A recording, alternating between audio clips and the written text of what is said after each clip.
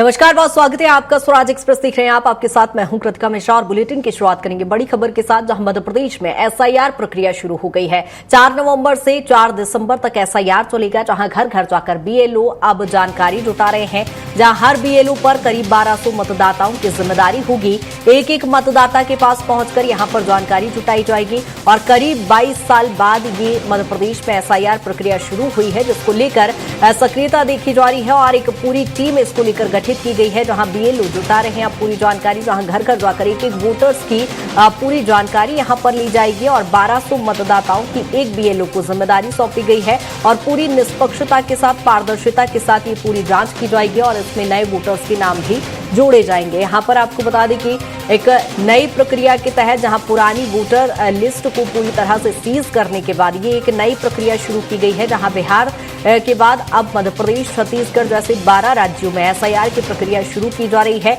जहां 4 दिसंबर तक ये प्रक्रिया शुरू रहेगी और इसमें घर घर जाकर एक एक बीएलओ लगभग 1200 मतदाताओं की पूरी जिम्मेदारी के साथ जानकारी जुटाएंगे और जहां किसी भी नए वोटर के नाम जोड़ने में किसी प्रकार की कोई दिक्कत ना आए, इसको लेकर ध्यान रखा जाएगा। और 22 साल बाद लगभग मध्य प्रदेश में एसआईआर एक बार फिर किया जा रहा है। इसको लेकर निष्पक्षता और पारदर्शिता एक मुख्य उद्देश्य यहां पर चुनाव निर्वाचन आयोग का है और ऐसे में एसआईआर प्रक्रिया 12 राज्यों में शुरू की गई है। और इसी पर ज्यादा जानकारी के साथ सहयोगी संदीप हमारे साथ जुड़ गए हैं। संदीप, जिस तरह से देख रहे हैं एसआईआर प्रक्रिया 12 राज्यों में शुरू हुई है, मध्य प्रदेश में भी किस तरह की तैयारियां देखी जा रही है एसआईआर प्रक्रिया को लेकर? जी बिल्कुल, देखिए स्पेशल इंटेंसिव रिवीजन जो है वो अब मध्य प्रदेश के साथ साथ 12 राज्यों में आज से शुरू हुआ। 1 महीने की पूरी प्रक्रिया और हम इस वक्त आपको दिखा सकते हैं कि प्रशासनिक अमले के साथ साथ बीएलओस की जो टीम है वो घर घर सर्वे करने पहुंची है। एक बीएलओ पे 1200 मतदाताओं की जिम्मेदारी है और इसको लेकर टीमें पहुंची हुई है। ये फॉर्म है ये प्रक्रिया का और ये एक क्यूआर कोड है। कृतिका दर्शकों को दिखाना चाहेंगे, जिसको स्कैन करते ही पूरी जानकारी जो है वो अपने आप ही जो है फुलफिल हो जाएगी और सिर्फ ये जो ऑफलाइन है इसको भरने के बाद सिग्नेचर करने पर ही ये पूरी प्रक्रिया होगी। हमारे साथ बीएलओ मौजूद है, उन्हीं से जानते हैं। मैडम, किस तरह की प्रक्रिया शुरू की है आज से आप लोगों ने? ये एसआईआर सर्वे फॉर्म है, इसको हम घर घर जाके वितरण किया जा रहा है। हर मतदाता के लिए एक फॉर्म दिया जाएगा जिसमें इसको अपनी जानकारी भरनी है और जानकारी भरने के बाद इसमें एक कलर फोटो जिसका वाइट बैकग्राउंड हो वो चिपकाना है और ये जानकारी सभी कंप्लीट करके रखेंगे तो हम 2-3 दिन बाद फिर से आएंगे और फॉर्म को कलेक्ट करेंगे। इसमें एक स्कैनर भी दिया हुआ है, इसको हम अपने बीएलओ ऐप के माध्यम से स्कैन करेंगे कि हमने इस घर में दे दिया है, जिससे इसकी डिटेल भी पूरी ओपन हो जाएगी। किस किस तरह के दस्तावेज मांग रहे हैं आप लोग? अभी दस्तावेज तो कुछ नहीं है, जैसे नया मतदाता जुड़ना है तो ही दस्तावेज लगेंगे। बाकी इनके साथ में इसमें दस्तावेज जो है आधार, पैन कार्ड या ड्राइविंग लाइसेंस जो है किसी भी एक 13 प्रकार के दस्तावेज दिए हैं, उनमें से किसी भी एक की फोटोकॉपी लगेगी। और भी बीएलओज हमारे साथ हैं, उनसे जानते हैं। सर, किस तरह की ये स्पेशल इंटेंसिव रिवीजन की प्रक्रिया को आज सुबह से आप लोग निकले हैं, कितने मतदाताओं का अभी तक मिलान आपने किया है, क्योंकि 2003 के बाद अब ये प्रक्रिया हो रही है? मिलान आज तो हम केवल फॉर्म डिस्ट्रीब्यूट कर रहे हैं और इनको समय जो भी उनसे आवश्यक दस्तावेज मांगे गए हैं उनको 2 दिन का समय दिया जा रहा है। उनको वो फॉर्म गणना पत्रक दे रहे हैं और वो 2-3 दिन बाद हमें वापस करेंगे। उसके साथ साथ नए जो वोटर हैं उनके नाम नहीं है मतदाता सूची में, वो फॉर्म भी हम दे रहे हैं, तो वो भी भर के हमको वो 2-3 दिन में वापस दे देंगे, तो उनका भी नाम ऐड हो जाएगा।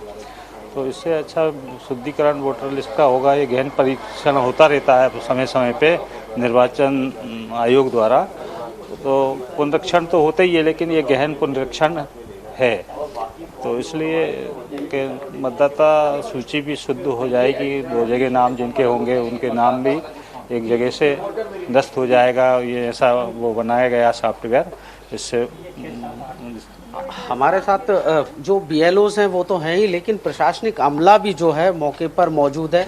सभी निगरानी जो है वो भी हो रही है कि BLOs अपने काम को किस तरह से कर रहे हैं, क्योंकि इस बार जो SIR है वो सुप्रीम कोर्ट भी ये मामला गया था, उसके बाद निर्वाचन आयोग ने 1 महीने की प्रक्रिया रखी है। हमारे साथ TT नगर के तहसीलदार कुणाल राउत जी हैं, उनसे जानते हैं। कुणाल जी, पूरी प्रक्रिया में आप भी शामिल हैं, किसी तरह की चूक या गंभीरता या लापरवाही जो है दोनों में किस तरह से आप देखते हैं इन BLOs के साथ?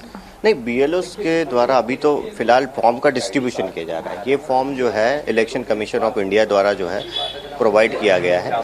इसमें हम वोटर्स का वेरिफिकेशन कर रहे हैं। इंटेंसिव रिवीजन का मतलब ये है कि हमारे जो एग्जिस्टिंग वोटर है हम उनको जो है इस फॉर्म के माध्यम से जो है उनको वेरीफाई कर रहे हैं, हमारी वोटर लिस्ट को 100% शुद्ध करने के लिए। हमारे पास कोई भी अपात्र मतदाता जो वो ना रहे और जो पात्र है उसका नाम मतदाता सूची में रहे। 100% इसको शुद्ध करने की प्रक्रिया है। इसमें किसी का भी जो है हम अनावश्यक रूप से कोई डिलीशन नहीं किया जाएगा। हाँ, लेकिन जो बच्चे अभी जो 1/1/25 को जो 18 वर्ष की उम्र प्राप्त कर रहे हैं, हम उनका फॉर्म 6 भी भरवा रहे हैं। अगर वो 1/1/25 को 1/1/26 को अगर वो 18 वर्ष की आयु पूर्ण करते हैं तो उनका नाम 1/1/26 की स्थिति में फिर जोड़ा जाएगा।